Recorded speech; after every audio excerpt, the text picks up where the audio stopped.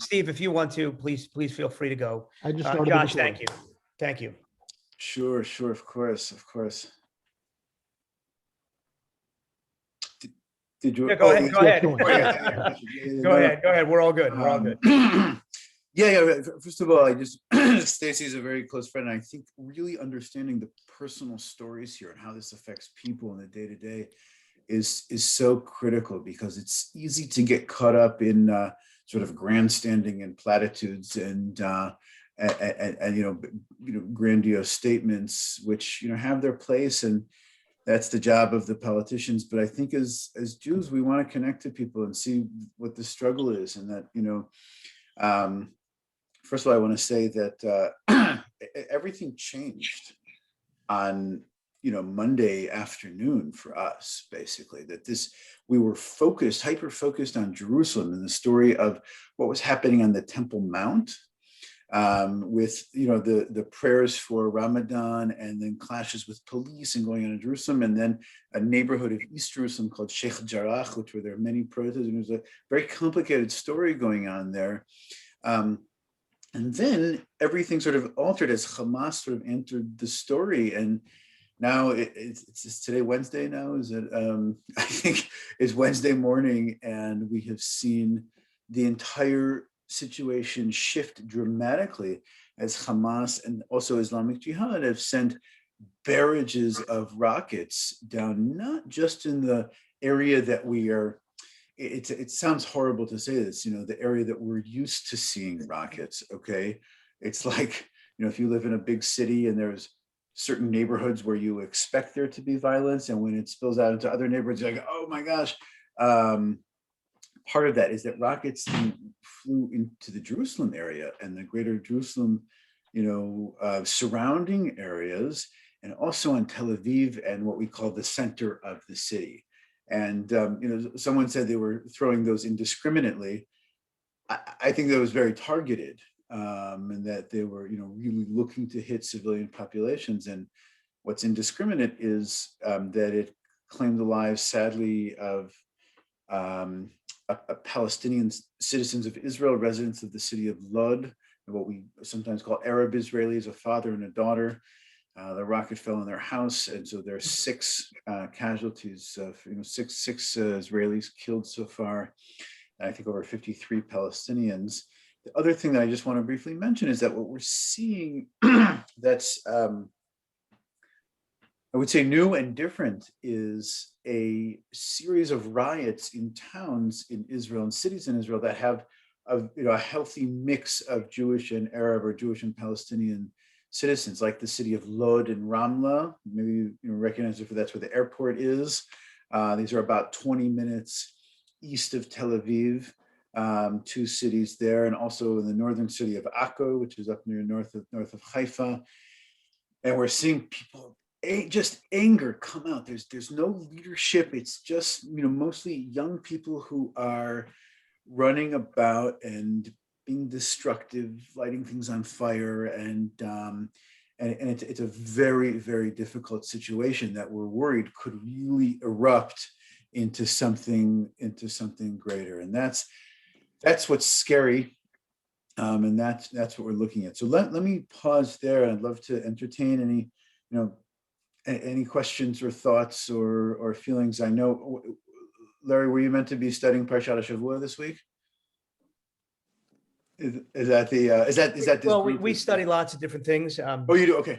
But today I sort of want to dedicate it to Israel, into Israel and figure all this out, and sharing Stacy's blog, in the way of talking about that a lot of the things that are going on, we don't really see. Stacy mentioned, that at the Yimka, that the swim instructor is Muhammad.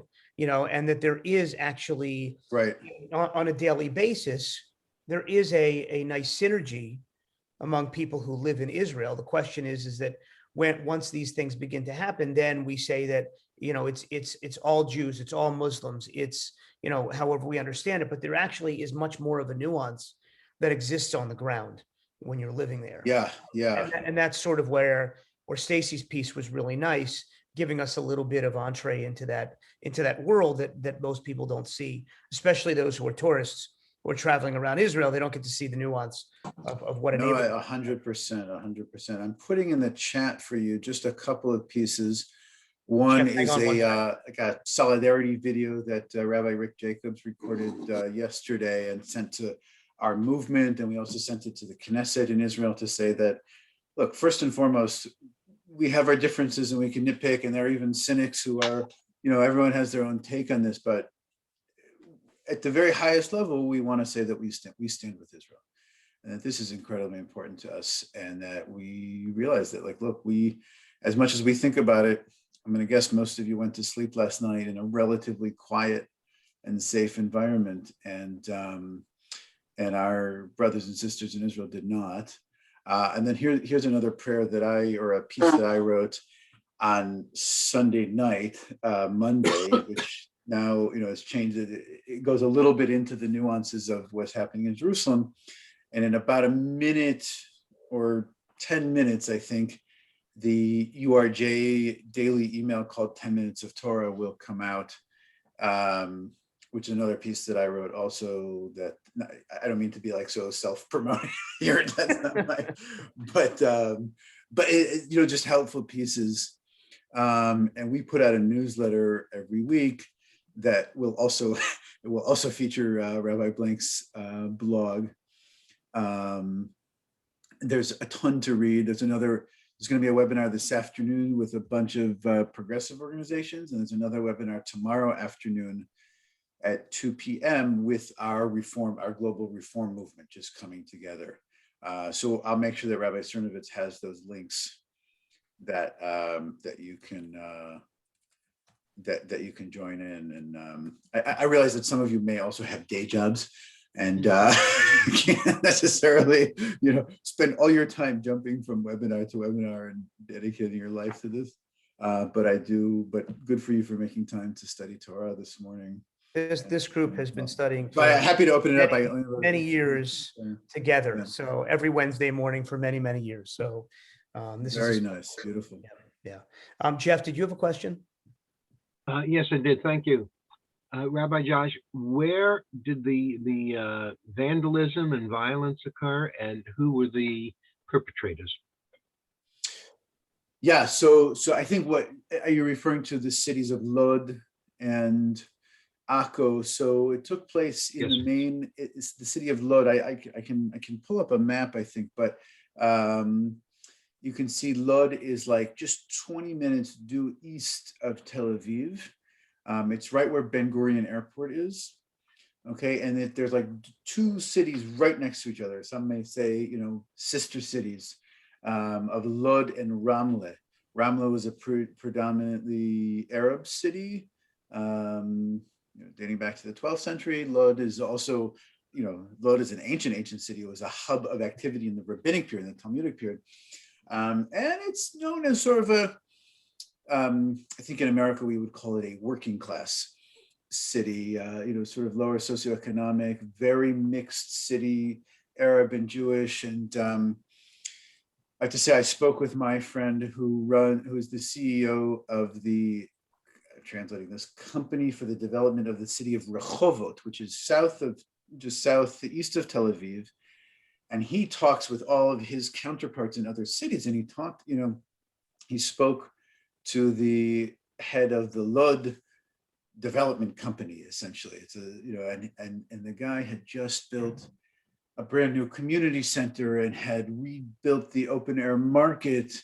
And it was these huge, municipal projects that took place, and they were really damaged. And it's not anything organized. It's not like Hamas was walking down the street there. It was young, I call them Palestinian citizens of Israel. We used to use Arab Israelis. I think they refer to themselves as Palestinian Israelis who, we're talking teenagers who are angry, just angry.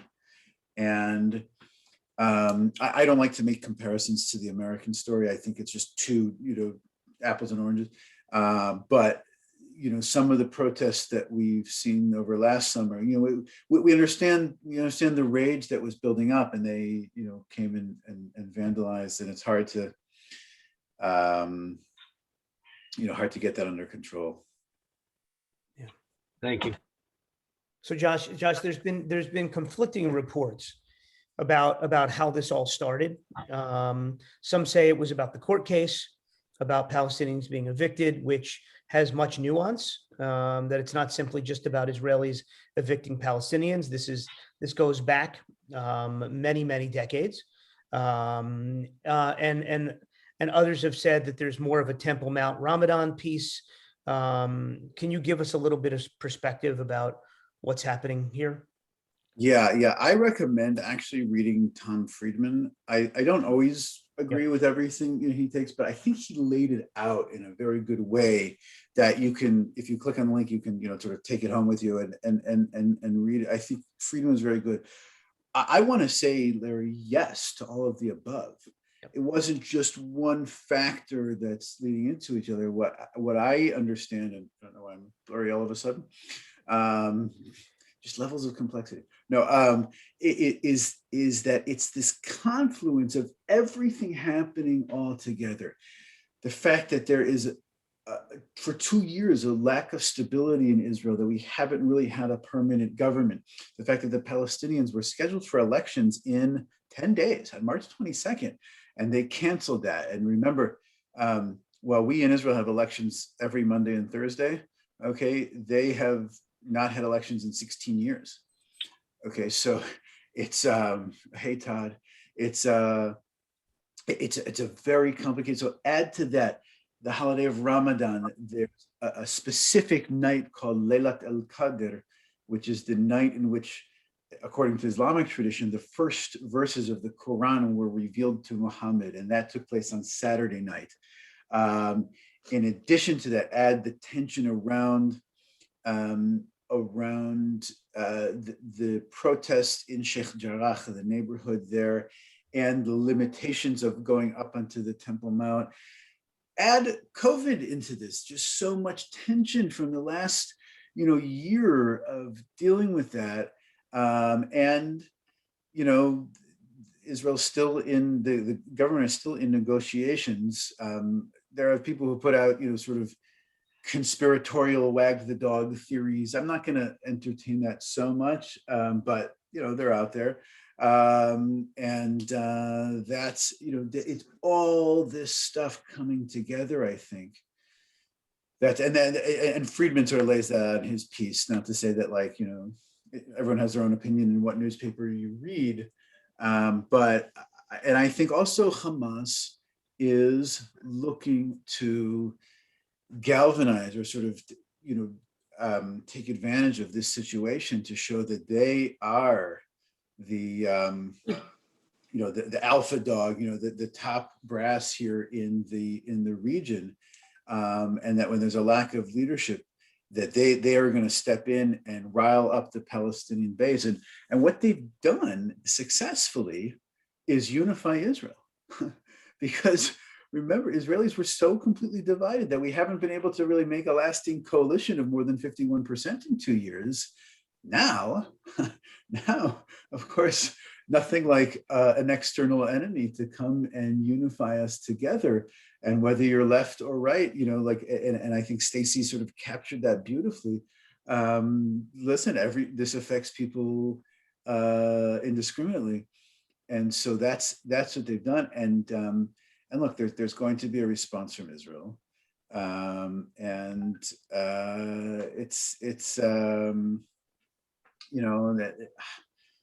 it's going to be very tough. Even thinking regionally, we know that Hamas is continually funded by Iran, and that's that goes beyond the issues that the Biden administration is working on vis-a-vis the nuclear capabilities and those negotiations. We know that they're an actor. The last thing I'll say about it is the West Bank is relatively calm at the moment. Okay, again, relatively. We don't know how this is going to spill over. Much attention is now going to, as we said, the cities of Lod, Akko, other places where there's joint populations living together like that. So it's very, very troubling. And we haven't seen this kind of, sort of unleashing and barrage of rocket activity in quite some time, especially reaching where it reached, into main Tel Aviv. My sister lives in South Tel Aviv. It's like, she's like, okay, this is for real now. Many people saw a webinar with former Ambassador Michael Oren yesterday, who had to cut it short because he had to go into his secured shelter, as the sirens were blasting. And how many of you have the app on your phone, the Red Alert app? Do any of you have that?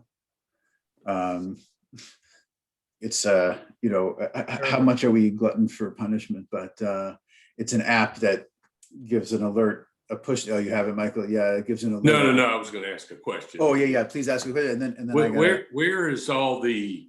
I understand the rage you refer to, but where is the leadership and what are the politics of the Palestinian people to advance themselves as opposed to just have this hatred and desire to annihilate Israel?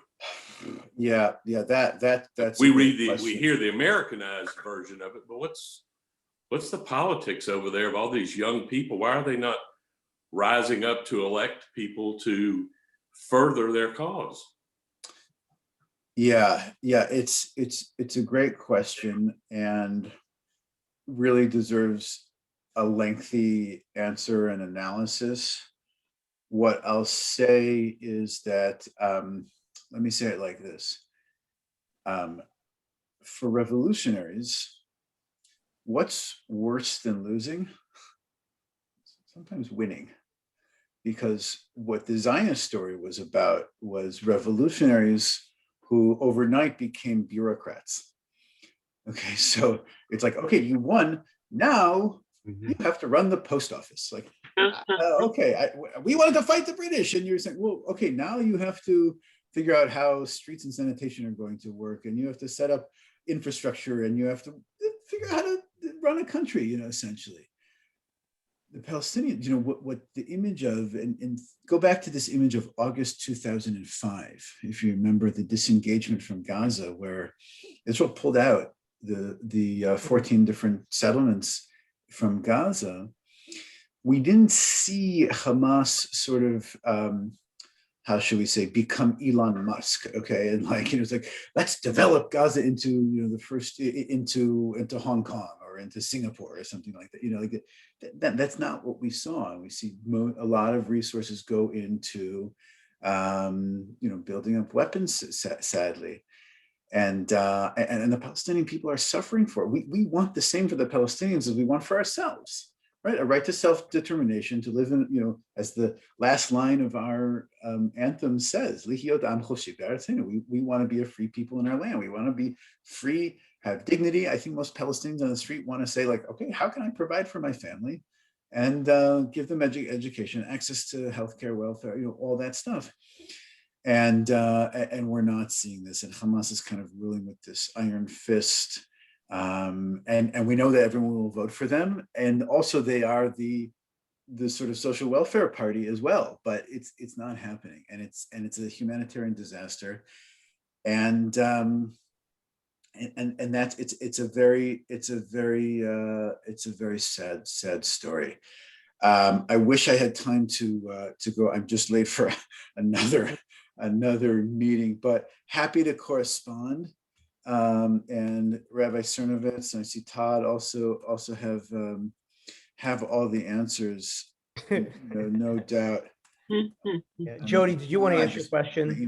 Yeah, I just wanted to ask, what is the URJ and other social media outlets doing to tell the story so that it's not, I feel like it's always Israel's in the wrong, and so what are you guys doing to tell the truth that Israel's not going and bombarding all these rockets and killing thousands of Palestinians and, and children and schools and stuff like that? Yeah. So it's a great question. I would say simply, we're putting our material out. And we've been, talking and interviewing in the press as much as we can. There's a 10 Minutes of Torah that's coming out with a blog that I wrote. First of all, just expressing solidarity, and that's incredibly important for us. It's interesting where our position is in terms of, standing up for. We are not an Israel PR organization necessarily. But I've been doing a lot of working behind the scenes with our rabbis and our professionals, and trying to provide resources and help for our congregation specifically. And we're also going to be running a few webinars, and tomorrow there's going to be a Reform Movement wide webinar to join. We'll make sure that you have the information and the links. So apologies for having to run, and thank you so much for inviting me, and lots of stuff there in the chat to click onto before the Zoom closes. Rabbi Cernovitz, again, thank you so much. And thank you, Rabbi Weinberg. It's awesome having you. Thank you on that short notice to just jump in. I appreciate it. I will save the comments and forward them to everyone later. Thank you. So with Josh gone, the overlap, ToddYoung, who is the director of the Southeast region of APAC, is here as well to sort of give us an update on APAC's position of what's going on. And Todd has been a wonderful friend of Kol Emeth as well. And if you have questions as well, Todd, I'm sure is welcome to answer. Todd, if you'd like to share some remarks with us. Todd, just to let you know, we are recording this. That's fine. I appreciate that. So thank you, Rabbi Cernovitz, and thank you all for being part of this conversation. I missed a lot of what Rabbi Weinberg said. I don't want to repeat anything. The part that I caught at the end was going to be similar to what I was going to tell you. I'll just provide a little extra context. Then I'd rather hear your questions and help provide some additional understanding, maybe if necessary.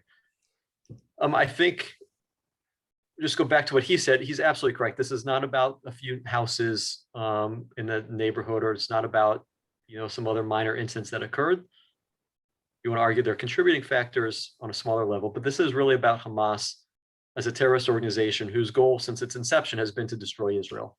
And this latest barrage is just another attempt, as he said, to exert itself to show that I think there's two things that they're trying to show, maybe more. One is that they are the defenders of Jerusalem and Al-Aqsa.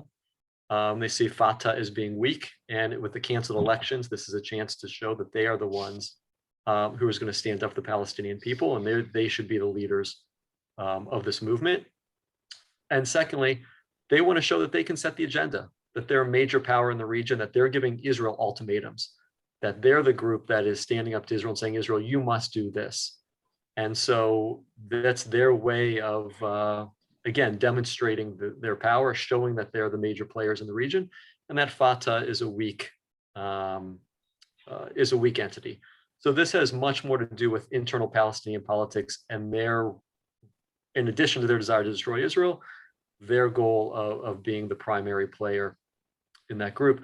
And I want to really go back, I think, quickly to Michael's question, another thing about what the Palestinians, why haven't more of them stood up and fought for their movement or fought for a peaceful approach to it?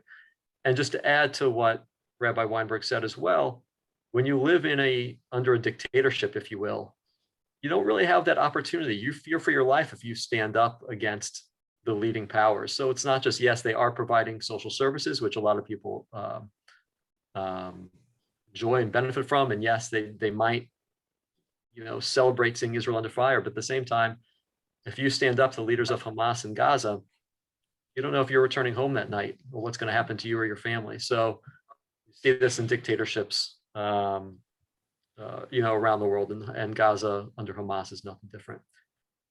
Let's say a couple other quick things is, as this relates to at least our role as APAC and the work of the pro-Israel community. The work that the pro-Israel community did years ago in lobbying Congress for Iron Dome, for funding for Iron Dome, for the development of that. And again, I don't know if you talked about this earlier, a little bit. We now see just how critical that was and how important the work that people across the country did, just how many lives it's saving, both Israeli lives, Arab lives, Palestinian lives, Jewish, Muslim, Christian, that without that system in place, the amount of casualties we'd see and the need for escalation that we would see would be astronomically higher. So on the one hand, I don't want to use the word celebrate amidst the violence and the chaos and everything that's going on, but we should be very grateful that that system existed, and the seeds we planted years ago, we're now seeing the benefits of that. And at the same time, and I know this sounds a little what's the word I'm looking for? Contradictory at the same time, is we're also seeing the limits of the missile defense systems, and that Israel still, even with this great technology and even with this umbrella that can provide a lot of protection, we see how vulnerable Israel is from, we're talking about shooting hundreds of rockets coming from Gaza. And we know that Hezbollah in the north has even more with stronger payloads and more precision guided systems. So on the one hand, we can, again, take some solace and pride in what's produced. On the other hand, we have to remember that the vulnerability still exists, and we as a pro-Israel community have a lot of work to do in the months and years ahead to make sure that we can continue to provide Israel that security assistance it needs, so that more Israelis, more Arabs, more Palestinians can enjoy that level of protection.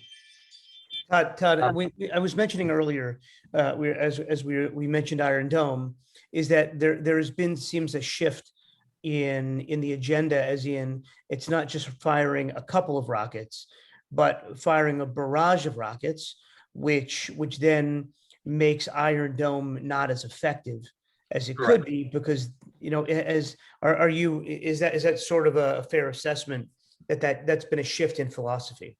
No, absolutely. And I think, Iron Dome is a great system. But when you're talking about hundreds of rockets flying at one time, it's almost impossible to get them all. And the people who are operating it, you have to make a split-second decision to say, wait, is this going to an empty field that we don't need to fire an Iron Dome missile to stop it? Or is this going to come and hit an apartment building or a school or a hospital, God forbid? And so when the hundreds are flying at a time, and those decisions have to be made very quickly. And again, each Iron Dome missile costs thousands and thousands of dollars. So it's not, it's not a cheap system. So yes, you do see a much stronger intent by Hamas to try to overwhelm the system, which might be serving almost as a test case for what Hezbollah or other actors in the region can do.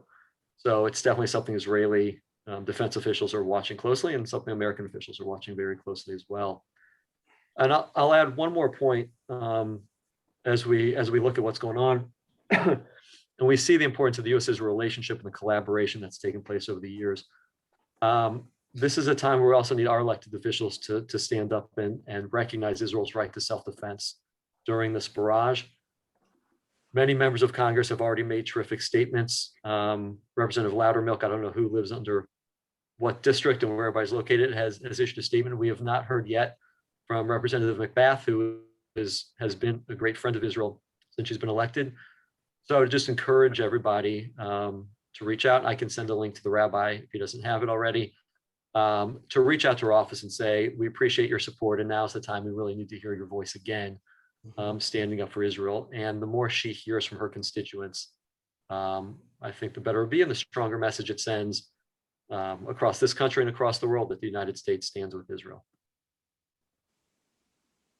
Yeah, Rob, Yes, Rob, Rob. go ahead. I have a question about how you think that these events are going to impact the formation of the next government, whether your Lapid has a better or worse chance in light of all this. And then a second question unrelated to that is, where are the Arab neighbors and the ones that Israel has just engaged in with UAE and Bahrain and such, in terms of, and with Cairo as well, in terms of being intermediary to help diffuse and rein back Hamas? It's a great question. I'm a little behind on the news from this morning, as I was at an appointment earlier. So The one thing I haven't seen, and if anybody has, feel free to correct me, I haven't seen any strong condemnations coming from the Arab states Israel works with against Israeli actions. I think, Hamas and the radicalism is a threat to those countries. And that's one of the things that has brought Israel and her neighbors, some of her neighbors together, is that fear of Hamas and the spread of extremism in the region. And Egypt is no friend to Hamas. Egypt worries about their influence in Gaza and Sinai and what the Muslim Brotherhood could do to destabilize Egypt as well. So oftentimes the countries are well, a little bit of a tightrope. They don't want to show that they're not supportive of fellow Arabs. On the other hand, they don't want to see Hamas gain any strength or any more notoriety in the region. So they're often happy to let Israel, if you will, inflict a little damage on Hamas's power and potential, so that it doesn't become a greater threat in the region. So I don't know, there may be some back channel communications taking place. I know Tony Blinken, our Secretary of State, was working the channels to try to get players involved to de-escalate the situation. I haven't heard. Again, I'm a little behind. I'm a couple hours behind, so those conversations might be taking place. I just haven't seen that information. If anybody else has, please pass it along. In terms of the next Israeli government, that's an excellent question, and I wish I had an answer for you. There's still, I think, 21 days till I think Lapid has to try to form the government, if I'm not mistaken, and then it gets thrown to the Knesset as a whole to see if if another faction can put together a government. So I don't know how it's going to play out. A lot depends on how long this lasts. If this goes on for weeks, will people see, Bibi as the leader we've trusted, who's led us through this in the past, and possibly want to return to that, or they say, look, this is time for new leadership. We've been there and done that. It's really, I really don't have an answer for it. It's so tough to predict with the way that the factions have to come together and the timelines involved with the mandates. So I'm going to disappoint you and say, stay tuned. We're all going to be watching closely, and we'll see what happens. Well, Todd, we briefly touched on this when Josh was here. That if we look at this as Israel and the Palestinian people as pawns in a political game between Netanyahu and Hamas and Abbas, in this way, that looking at strength on both sides of this leadership, because everybody's saying, where's the leadership here? How come people can't come together and settle this? Why do we have to have more people continue to die? Is this somewhat of a game here between two people who are trying to maintain, or two groups, if we deal with two parties, on both sides of the Israeli and the Palestinian conflict, trying to maintain their power with Palestinian elections postponed, Israel, God knows what's going to happen there. I mean, do we continue to see this political game being played with the lives of people on both sides of this situation? It's a great question. I would say that this has much more to do with the internal Palestinian politics and dynamics between Fatah and Hamas than it does with Israel. I don't know if they had a clear-cut winner in the election, the government was formed, but the events that followed with Abbas canceling elections and trying to not allow Hamas to participate or gain more power, I think we'd still be seeing some escalation regardless of who's in the prime minister's chair. I think this is so much to do with Hamas's desire to exert itself to galvanize people's Palestinian opinion behind them as the true power, as the defender of Jerusalem, as the champion of Palestinian people and the Palestinian cause. So I think the mess around the Israeli elections and who's going to be leading in that, I think it's a minor role. Look, no Israeli leader going back, if you want to go back to Sharon and the disengagement, has really had a good solution for how to deal with Gaza. There is no easy answer for what to do with it. The military solution is Israel going to go in and reoccupy, for lack of a better phrase, the territory? That's not palatable. The status quo tenable in the short term, while there was relative peace over the last couple of years. By relative, I mean, not the barrage that we're seeing right now.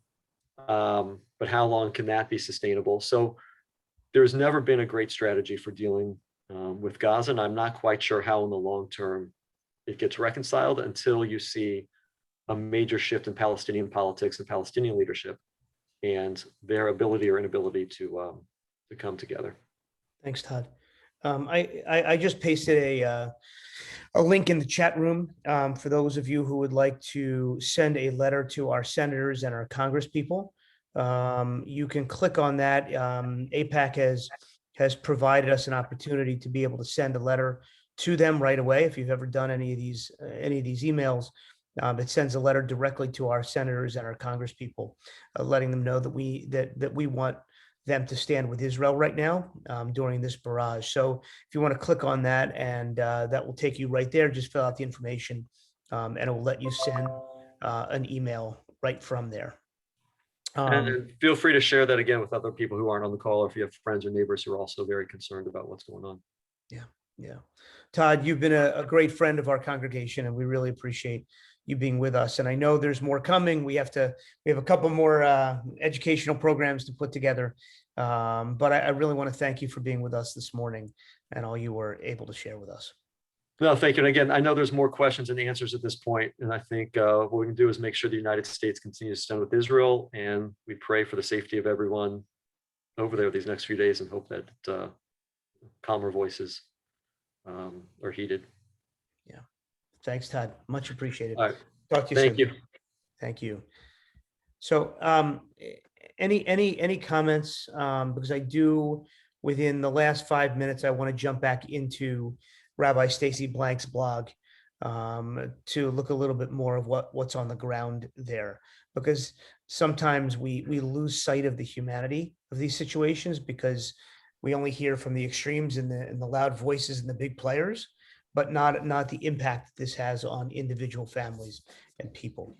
Any comments before we jump back into this about what you heard from either Todd or Josh?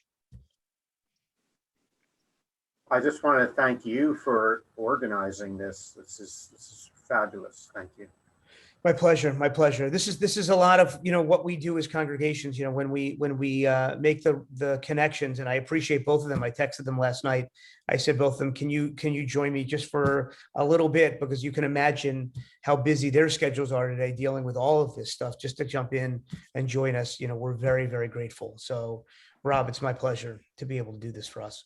You get the briefing, that I know that a lot of our congregants want at the moment. Yeah, Jeff, go ahead.